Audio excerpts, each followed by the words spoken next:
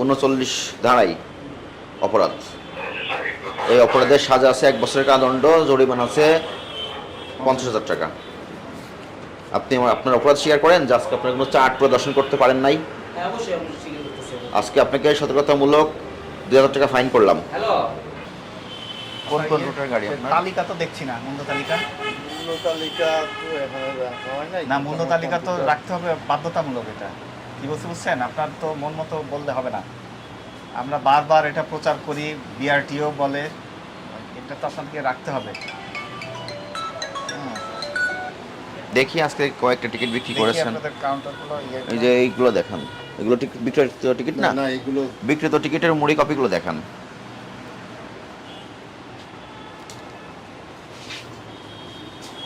এই যে কোন কোন রুটে যায় আপনার এখানে? আমার খুলনা আছে, যশোর আছে, খুলনা, যশোর। খাগড়াছড়ি আছে। খুলনা কোন পরিবহন যায়? খুলনা টঙ্গিপাড়া এক্সপ্রেস। টুঙ্গিপাড়া কত করে নেন নন এসি? 550? খুলনা 700 টাকা, নন এসি?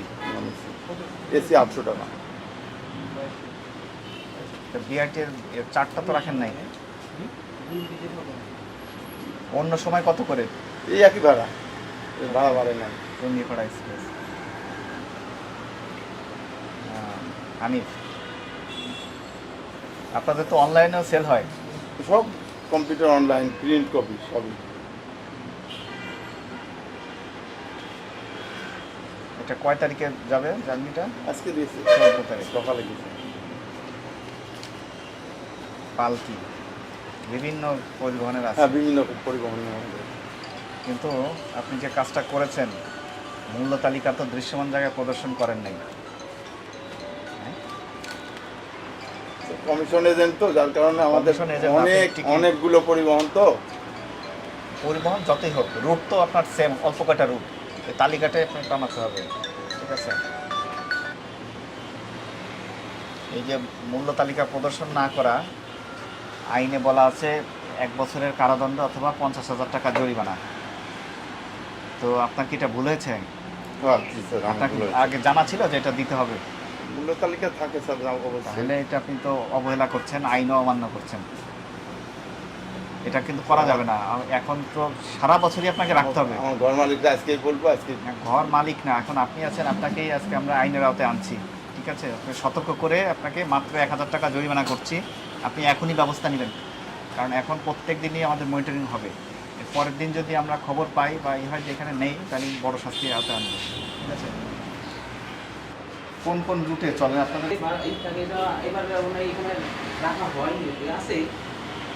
দেখে একটু বিক্রিত টিকিটের কিছু মুড়ি কপি দেখান, কত করে বিক্রি করছেন দেখবো। মুড়িতে আমাদের এখন আর কোম্পানিই দেয় না। কেন মুড়ি দিচ্ছে না কেন? মুড়ি আমরা তো সব সম্পূর্ণ দেয়, যেমন পিন দেয় না, আমাদের মুড়ি জাতের সাথে চলে। দেখি দেন, আপনাদের কোনো হিসাব কিতাব রাখেন কি করে? দাঁড়ান। এটা ঢাকা টু স্বরূপকাঠি, পটুয়াখালী, বরিশাল, স্বরূপকাঠি, 3টা টিকিট। এখান থেকে টিকিট বিক্রি করেন?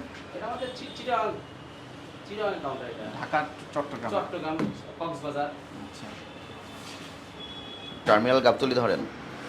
জি, টার্মিনাল কি গাবতলী থেকে ভাড়ার চারটা ফলো করেন আপনারা? টার্মিনাল না, আমাদের এলাকা টার্মিনাল অপোজিটে থেকে। আপনার বাস আপনাদের রুট কোনটা? গাবতলী টু চট্টগ্রাম? জি জি, ভাড়া কত? 650 টাকা চট্টগ্রাম। এখানে নন এসিও আছে না? জি জি, মূল্য তালিকা প্রদর্শন করছেন না কেন? থাকে তো, কিন্তু এটা তো আমরা এতবার করে বলা হয় আপনাদেরকে, এই যে আমরা এসে পাচ্ছি না কেন? এটা আপনার রেগুলারই থাকে। টিকিট 2250 টাকা রেখেছেন। এটা এসি। এই যে চট্টগ্রাম। বরিশালেরটাও তো বিক্রি করেছেন। ভাড়ার বিআরটি কর্তৃক প্রদত্ত ভাড়া চারটা আছে আপনার এখানে? না, এটা আমাদের এলাকার র্যাঙ্ক প্লাস থাকে তো, র্যাঙ্ক প্লাস এটা। তো এখানে কাউন্টার খুলেছেন, এখানে তো থাকতে হবে।